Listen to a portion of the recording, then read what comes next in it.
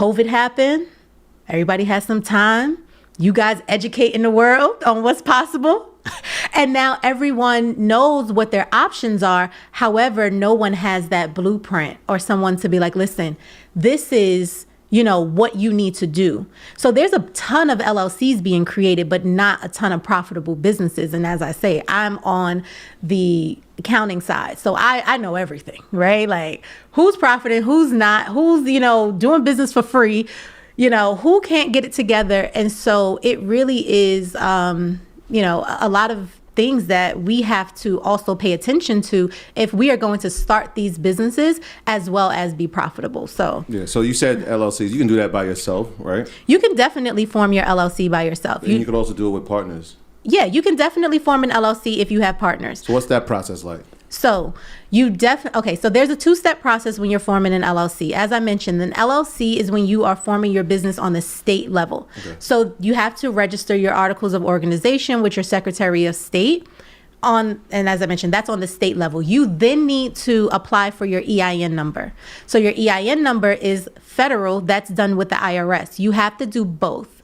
And it's best if you do both around the same time, because December, so many people will rush and be like, oh my God, like I have an articles, but now I need an EIN. And it's like some people now don't have their EIN until 2022. That's like the tax identification number. Yeah, that's their tax identification. So that's your employer identification number. That's like your social security number. That's what I call it. It's like your social security number for your business. Mm-hmm. So going forward, you're no longer providing your name and social. You're providing your business name that you formed with the estate. Mm-hmm. And then you are going to provide your EIN that you formed with the IRS. So, all right, let's get into this conversation since we're talking about this. LLC, what's the difference between an LLC, C Corp, S Corp? Like, there's different ways you can form the business. Yes. With some pros and cons, and talk about that.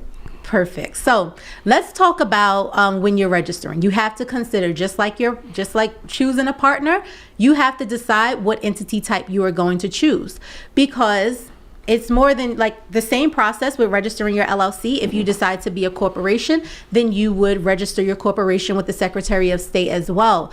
But one thing that you have to consider is if you choose an LLC, that's telling the IRS that you want to be taxed as an LLC.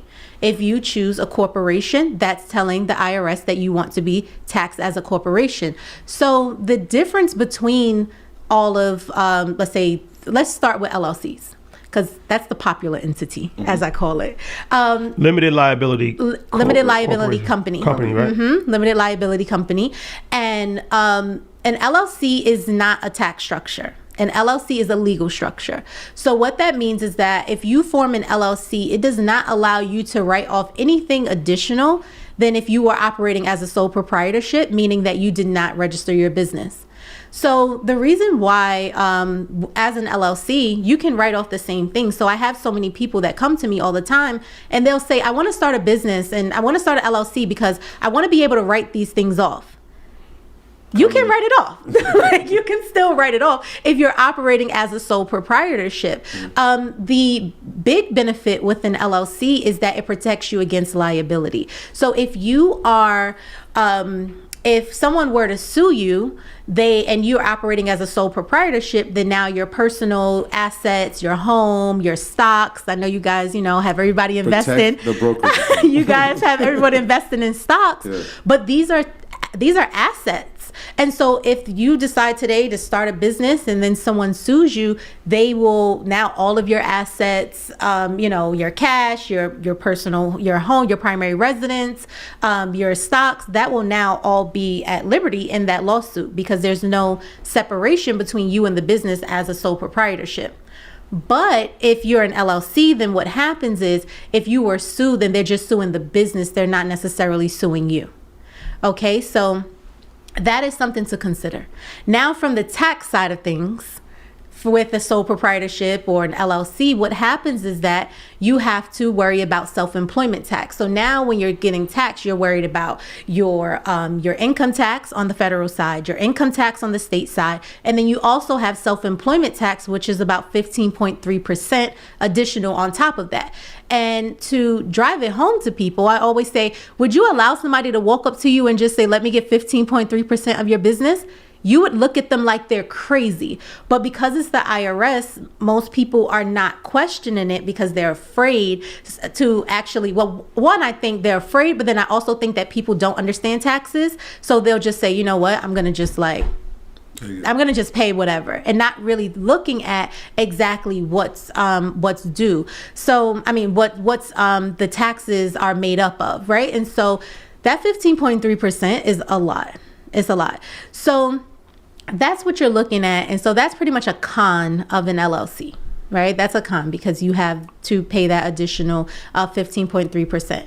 Now let's talk about a corporation. So corporations does have a pro of it, depending on how much money you make. A pro of a corporation is that there's a flat tax, 21% for a corporation. However, you have to consider double taxation. So now that's the con. The con with double taxation is that you have to pay taxes on the business side, that 21%, but then profits then have to be distributed to the shareholders. I.e., if it's just you as the owner, then you would be that shareholder, and then profits will need to be distributed to you. So you have to consider that as well. And so it's very, and I like to just talk about, let's say Apple. With Apple is paying taxes at the business level, and then they distribute out the dividends to all of the shareholders. The dividends then have to be reported on the personal tax return, and then from there, you then have to pay tax on it again. Right? So that's pretty much how it works when you have a corporation. And a lot of people will form corporations either if they're grossing a lot of money, or if it's a situation where they may have investors or they want to go public. Situations and scenarios like that will require you to be operating as a corporation versus an LLC. In that example that you just gave, but the dividend payment, what tax rate is that on? Does it matter how long you held the position? Is it short term? Or is it like a flat tax, short-term capital gains, long-term capital gains? Short-term and long-term are taxed differently. Okay. So short-term capital gains, meaning less than 1 year, is taxed at your ordinary income tax rate. So just as though you were working at a job, you have those, it's going to be based on a bracket. Right? Long term, it's also based on a bracket. However, the brackets are much larger. So as an example, if you are married filing joint and you have, let's say, married filing joint and you have short-term capital gains from about 0 to about 40,000, you have like 0 capital gains in short term. 10% capital gains. But if you are married filing joint with long-term capital gains, and let's say you profited $40,000, you would have no tax liability. It would be 0. So the idea, as we always talk about, is that the tax code is a series of incentives.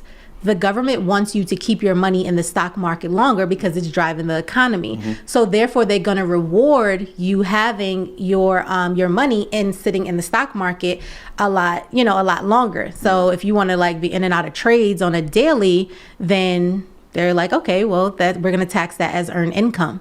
So that's something to think about. My graduates from my school being Forbes, bag drop. Bag drop. A mic drop, bag drop. Bag drop.